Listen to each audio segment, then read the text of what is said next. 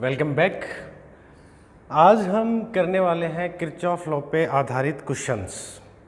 हमने अब तक ये पढ़ा है कि किरचॉफ लॉ क्या होता है। किरचॉफ लॉ में आप उससे रिलेटेड दोनों लॉ पढ़ चुके हैं। फर्स्ट लॉ था कि एक जंक्शन पे कैसे करंट डिवाइड होता है, दूसरा लॉ था कि आप लोग कैसे वोल्टेज को सर्किट में पढ़ते हैं। वोल्टेज का जो सम अलजेब्रिक सम है या पोटेंशियल डिफरेंस का अलजेब्रिक सम है वो 0 होता है।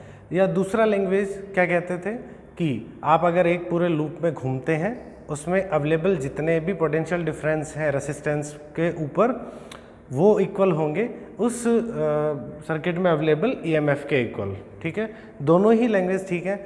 उनका हमने जो आकलन किया था, हमने जो पढ़ा था, उसके बाद हम एक प्रॉब्लम पे आते हैं। एक सर्किट दिया गया है, इस तरह का एक कॉम्प्लेक्स सर्किट है, उसमें पूछा है कि I1 कैलकुलेट करो, ये I1। तो अपन एक बार फटाफट इसको देखते हैं। देखिए, सबसे पहले ये एक रेसिस्टेंस है, ये पॉइंट्स के नाम दे दिए ABCDEF। ठीक है, ये 40 ओम रेसिस्टेंस है, ये रेसिस्टेंस है। This is a battery, 80 volt cell है, ये 40 वोल्ट, ये भी एक सेल है। ठीक है, ये दिया गया है। करंट अगर यहाँ दी है तो सीधी बात है, नहीं भी दी होती तो हम लोग बना सकते थे। कैसे? बैटरी से कोई करंट निकलता है तो सपोज ये करंट यहाँ से निकालते एक करंट, ये करंट यहाँ से निकालते, ये करंट यहाँ आता है, यहाँ एक डिवाइड हो जाएगा, यहाँ डिवाइड हो जाएगा। एक ब्रांच ऊपर वाली है तो देखिए ऊपर वाली जो ब्रांच है कहाँ से, FABC, इस ब्रांच में I1 करंट रहेगी, इसमें I2 गिवन है, इसमें I3 गिवन है। अब हमसे I1 की वैल्यू पूछ रहा है। ठीक है, तो हम कैलकुलेट करेंगे कैसे, किरचॉफ लॉ से। तो by the Kirchhoff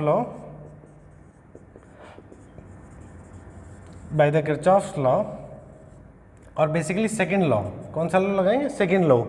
in loop, कौन सा लूप ले लें, ये वाला ऊपर वाला लूप ले लेते हैं, I1 इसी में है। तो देखिए ए लूप को यहाँ से स्टार्ट कर लेते हैं F से। ठीक है, चाहे A से स्टार्ट कर लो, डजेंट मैटर, कहीं से भी कर सकते हैं, FABCF। ठीक है, यहाँ से स्टार्ट कर लिया हमने बेटा। अब देखिए इसके अंदर हम लोग लूप में घूमेंगे तो हमें क्या करना है, सेकेंड लॉ के अकॉर्डिंग सारे पोटेंशियल डिफरेंसेस को जोड़ के उनका अलजेब्रिक सम 0 करना है। ठीक है, या क्या करें, एक बार रेसिस्टेंस का ले लो, इक्वल में क्या कर दो, ईएमएफ कर दो। बट हम लोग चलेंगे अलजेब्रिक सम पे, क्योंकि हमने वही सीखा है। दोनों चीज, F से चले, यहाँ से यहाँ गए, कुछ नहीं है, यहाँ से आ गए। अच्छा, यहाँ करंट कितनी होगी अब, तो आंसर I1। इस ब्रांच में करंट का क्या होगा, ब्रांच में करंट थोड़ी चेंज होती है, I1 यहाँ जैसे रेसिस्टेंस पे आए, रेसिस्टेंस पे पोटेंशियल डिफरेंस क्या हो जाएगा, तो हमें पता है IR, I into R, resistance कितना है 20। तो देखो ये क्या आ गया, 20I1 पोटेंशियल डिफरेंस। आगे चलते जा रहे हैं, B पे पहुंचे, B से C पे पहुंचे, C से यहाँ आए। जैसे इधर आए हमें भी रास्ते में एक एलिमेंट क्या मिला, बैटरी मिली। अब बैटरी का EMF कितना है, 40 वोल्ट। जैसे इधर आए हैं, पहले प्लस है कि माइनस है, तो आंसर है माइनस। तो हमने सीखा था कि जो पहले टर्मिनल आएगा वही उसका साइन होगा। तो यह होगा माइनस कितना, 40, माइनस 40 वोल्ट। करंट से तो मल्टीप्लाई नहीं करना, करंट से कब करते हैं, रेसिस्टेंस पे करते हैं, IR। ये तो खुद ही क्या है अपने आप में, पोटेंशियल डिफरेंस है। देखो फिर आगे आए, यहाँ पे जैसे पहुँचे, अब बताओ क्या करें 40 का, अब I इंटू R। अब यहाँ करंट की वैल्यू क्या है इस ब्रांच में, तो आंसर है I2 इंटू 40। अब प्लस का लूँ कि माइनस का, तो आंसर है, हमने ये सीखा है जिस डायरेक्शन में हम चल रहे हैं, देखो हम यूँ चलते हुए आ रहे हैं, यूँ आ रहे हैं, हम जिधर चल रहे हैं अगर करंट उस तरफ ही है, उस तरफ अगर करंट है तो हम क्या कहेंगे, उस तरफ करंट होने से प्लस का पॉजिटिव लेते हैं। तो यहाँ क्या आ जाएगा, प्लस का 40I2 इजकल्स टू, और घूम के वापस F पर आ गए, इजकल्स टू 0। ये आपका इक्वेशन बन गया। IR जितने भी पोटेंशियल डिफरेंस आए वो लिए रेसिस्टेंस पे, और जितने EMF आए वो लिए, सबका सम कर दिया अलजेब्रिक सम। ओके, इस इक्वेशन को सॉल्व करके देखिए क्या आएगा, 20I1 plus 40I2 and equals to 40। आप क्या देख रहे हैं, 20 से डिवाइड कर दो, I1 plus 2I2 equals to 2। This is equation 1। I1 और I2 में एक इक्वेशन हमको मिल गई। ठीक है, अभी आंसर हमारा नहीं आया, इट मीन्स हमें और एक्सरसाइज करनी है। तो हम क्या देख सकते हैं कि एक लूप हम ये ले सकते हैं नीचे वाला, इसमें कोई रिलेशन बनाते हैं। ठीक है, हमारे पास एक दो इक्वेशन बनेंगी तभी तो सॉल्व कर पाएंगे बेटा उनको। अब देखो फिर से किरचॉफ लॉ, कौन से लूप में, इन लूप, कौन सा लूप ले लो, FCDEF। ठीक है, ये वाला लूप ले लिया। तो कहाँ से घूमे बताओ, चाहे नीचे से चल लो चाहे ऊपर से चल लो, जैसा मर्जी आपकी वैसा कर सकते हैं। तो अपन ऐसा घूम लेते हैं क्लॉकवाइज, ठीक है, एफ से सी पे चलते हैं। तो अगर एफ से सी पे चलते हैं हम लोग ऐसा घूमेंगे, ठीक है, एफ से सी डी ई एफ। जब एफ से सी गए तो क्या होगा, देखिए जब यूं जा रहे हैं रेसिस्टेंस आया, जैसे रेसिस्टेंस आया इस रेसिस्टेंस में करंट कितनी है, तो आंसर I2 है। तो पोटेंशियल डिफरेंस कितना, तो IR मतलब I2 40 I2 हो गया। अब प्लस का कि माइनस का, अब ध्यान से देखिए हम लोग कैसे जा रहे हैं, एफ से सी जा रहे हैं बट करंट किधर है, हम लोग इधर जा रहे हैं बट करंट अगेंस्ट है। जैसे अगर वो अगेंस्ट है तो साइन कैसा लेंगे, प्लस का कि माइनस, तो आंसर माइनस का, ठीक है। तो ये क्या आ गया, -40I2, इतना पोटेंशियल डिफरेंस इस पे आया। फिर यहाँ पहुँचे, अब जैसे ही मैं यहाँ पहुँचा बैटरी आ गई, बैटरी का पहले प्लस आया कि माइनस, तो आंसर प्लस। तो कैसा वोल्टेज लेंगे, प्लस का 40 ले लिया। सी से डी कुछ नहीं है, डी से यहाँ आए, जैसे अभी ये रेसिस्टेंस आया, आप देखिए जैसे रेसिस्टेंस आया पोटेंशियल डिफरेंस होगा। करंट कितनी है इसमें, I3, इस ब्रांच में I3 20I3 हो गया, प्लस का कि माइनस का, तो आंसर है फिर से माइनस का। मैं तो यूँ जा रहा था, करंट यूँ है, तो माइनस का 20I3, ये पोटेंशियल डिफरेंस हो गया। IR, मन में IR रखो, R की जगह मैं सीधा 20 लिख रहा हूँ और I करंट की जगह I3। यहाँ जैसे पहुँचे बैटरी पे क्या साइन है, प्लस का टर्मिनल पहले आया, तो कैसा वोल्टेज लूँगा, प्लस का 80 इक्वल्स टू 0। आ रही बात समझ में। ये हमारे पास इक्वेशन क्या बन जाएगी, देखिए ये इनको एक बार जोड़ दो और ये अलग साइड में रख लो, तो आ जाएगा 40I2 plus 20I3 equals to 120, ये हो गया। और 20 से डिवाइड करेंगे तो 2I2 plus I3 equals to 6, यही आएगा ना, ठीक है। 40 और 20I3 40I2 एंड 8 4 20 और 20 से डिवाइड कर देंगे, ठीक है बेटा। ये इक्वेशन आ गई एक और, ठीक है, this is equation second. Okay, अब भी हमारा काम नहीं चल रहा I2, अब मैं अगर I2 की वैल्यू यहाँ से पुट करें तो I3 आ जाता है। ओके, तो हमें I3 में एक इक्वेशन और चाहिए, वो हम कर सकते हैं इजीली। देखिए अब एक जंक्शन पे आ जाओ, लूप हमने 2 लगा लिए तो एक जंक्शन हमारा काम हमेशा कर देता है। देखिए जंक्शन पे ये करंट कितनी आ रही है, आंसर I1। ये I3 कहाँ जा रही है, इधर जा रही है, और इधर कितनी जा रही है, इस ब्रांच में, आंसर I2 होनी चाहिए। तो देखो इन दोनों से आप क्या समझ सकते हो, एट जंक्शन C क्या देख सकते हो आप, I1 plus I3 equals to क्या होना चाहिए, I2। यही होगा कि नहीं होगा, तो आंसर यही होगा। और I3 इक्वल्स टू क्या हो जाएगा फिर, I2 माइनस I1। ये वाली वैल्यू आप पुट कर दो यहाँ पर, I1 I2 में एक इक्वेशन बन जाएगी, एक इक्वेशन यहाँ रही, तो ये वैल्यू यहाँ पुट करते हैं। चलिए, तो आंसर है 2I2 plus I2 minus I1 equals to 6, ये आ जाएगा। तो ये बन गया 3I2 minus I1 equals to 6। This will be equation third. अब आप इक्वेशन फर्स्ट और सेकंड को सॉल्व कर लो by equation first and second. First और सेकंड इक्वेशन बेटा सॉल्व करेंगे तो क्या आएगा, देखिए we can see that I1 plus 2I2 equals to 2 and here we have minus I1 plus 3I2 equals to 6। ये I1 से I1 कैंसिल आउट होगा, ऐड करेंगे तो ये क्या आ जाएगा, 5I2 equals to this will be 8, right. हाँ, और I2 की वैल्यू क्या आ गई बेटा, 8/5, दिस विल बी एम्पियर, ठीक है। करंट का जो मेजरमेंट है एम्पियर, 8/5 एम्पियर आ गया। अगर I1 पूछा है तो किसी भी इक्वेशन में वैल्यू रख सकते हैं, यहाँ पर भी यहाँ पर भी। तो चलो यहाँ रख देते हैं और यहाँ रख देंगे तो क्या आ जाएगा, I1 equals to 2 minus 2I2 और I2 की वैल्यू पुट कर दो। I1 equals to 2 minus 2, I2 क्या है 8/5, तो it will be 2 minus 16/5 and LCM ले लीजिए आप and it will be 5 and you can see that 10 minus 16 और ये आपका आंसर आ जाएगा -6/5।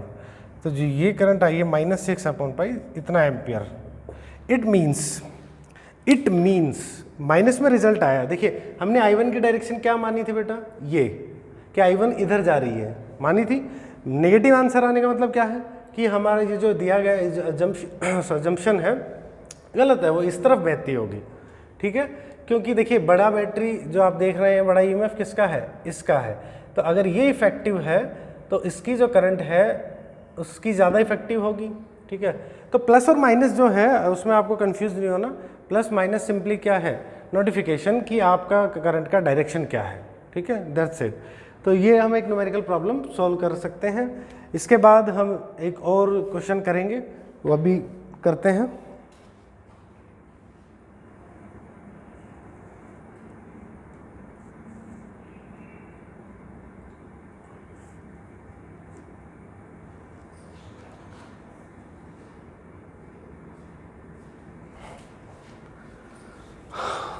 ओके बेटा, ये क्वेश्चन दिया हुआ है, एक आपको अरेंजमेंट दिखाई दे रहा है क्यूब जैसा।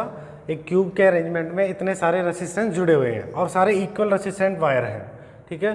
अब ये कहना चाहता है कि अगर हम लोग if we connect a battery, मान लीजिए एक बैटरी कनेक्ट कर दी गई है ए से डी के बीच में, ठीक है, और इसका पोटेंशियल जो वोल्टेज है वो वी वोल्ट की एक बैटरी कनेक्ट कर दी गई है ए से डी के बीच में डायगोनली।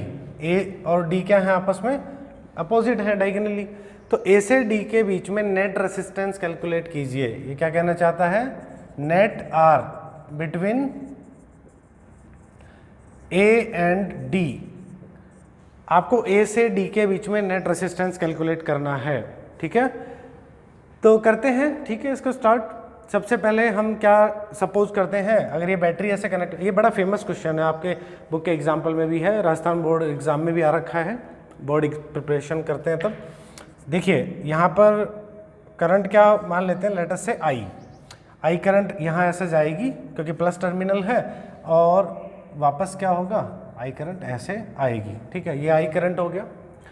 तो देखिए बेटा, सबसे पहले हम करंट डिवाइड करते हैं।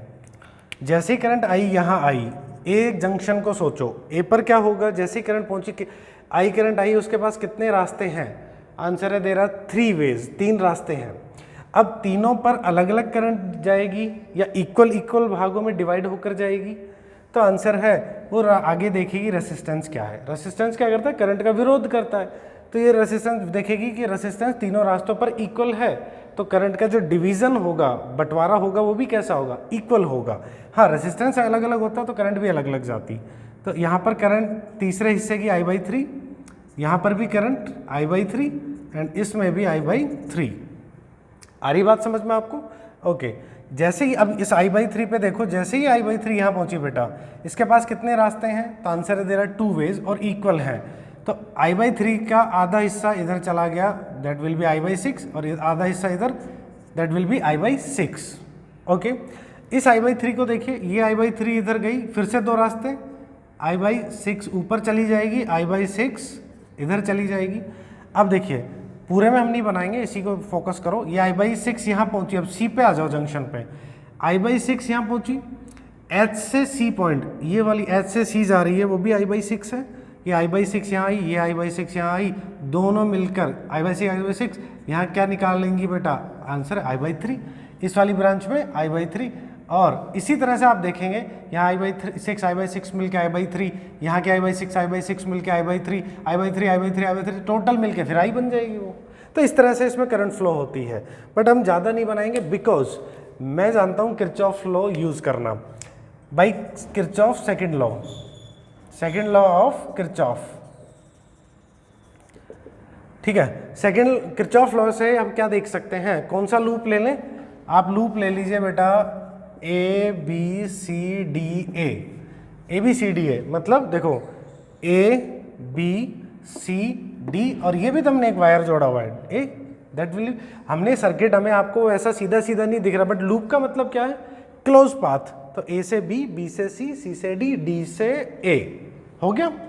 इस क्लोज लूप में किरचॉफ सेकंड लॉ लगा देते हैं, ठीक है। A से B चलो, A से B चलेंगे, पोटेंशियल डिफरेंस, तो आंसर है IR, तो I कितनी है I/3, और R कितना है R, I/3R। फिर B से C चले, करंट की डायरेक्शन है इसलिए पॉजिटिव, करंट भी इधर जा रही है, हम भी इधर जा रहे हैं, I/6R, राइट, प्लस C से D चलेंगे बेटा, करंट भी इधर जा रही है, हम भी इधर जा रहे हैं, प्लस का I/3R। आगे चलो, यहाँ से आते जा रहे हैं, ओके, यहाँ जैसे आई बैटरी मिली, बैटरी पहले का क्या आया, माइनस आया, तो कितना, अब माइनस का V इक्वल्स टू 0, बस ए पे आ गए, ठीक है, V वोल्ट हो ही गया।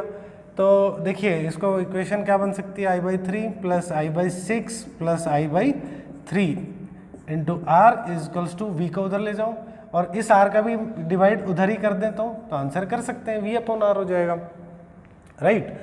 और एक मिनट, इसमें हम लोग रेसिस्टेंस कैलकुलेट करना है, तो रेसिस्टेंस निकालने के लिए हम I को कॉमन लेते हैं, बिकॉज रेसिस्टेंस नेट चाहिए, तो रेसिस्टेंस को तो हमें इधर रखना पड़ेगा, और I की डिवाइड कर दो आप इधर।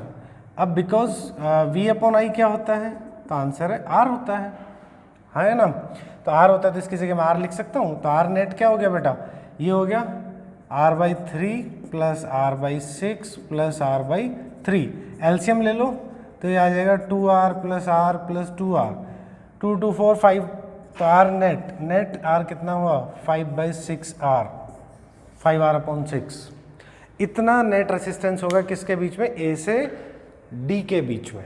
अब आपसे A से C के बीच में पूछता, बता सकते हैं, A से C के बीच में पूछेगा बेटा, तो लूप क्या ले लो, A B C, वापस है, उतना बड़ा नहीं जाएंगे तो ये छूट जाएगा, हम तो यहीं से वापस आ जाएंगे। तो कहीं पर भी पूछे आपसे, किरचॉफ लॉ यूज कर सकते हैं। अब आपको धीरे धीरे सर्किट सॉल्व करना आ गया, आई गेस आपको अब धीरे धीरे ये समझ में आने स्टार्ट हो गया कि कैसे किरचॉफ लॉ लगाते हैं। बस सर्किट में एक लूप में घूमते जाइए, जो रेसिस्टेंस आता है उसकी डायरेक्शन देखिए, करंट कहाँ है, करंट अपनी साइड में है तो प्लस का पॉजिटिव वो लेंगे पोटेंशियल डिफरेंस, और नेगेटिव उल्टी करंट है तो नेगेटिव लेंगे। इसी तरह अगर मेरे सामने बैटरी जो आ रही है, अगर उसका पॉजिटिव टर्मिनल है तो प्लस का लेंगे, नेगेटिव है तो नेगेटिव लेंगे, ठीक है। इसमें आप और प्रैक्टिस कीजिए क्वेश्चंस। इसके बाद हम लोग स्टार्ट करेंगे नेक्स्ट चैप्टर में बहुत इंपॉर्टेंट टॉपिक, व्हीटस्टोन ब्रिज, जो आधारित है इसी चीज़ों पर, ठीक है। थैंक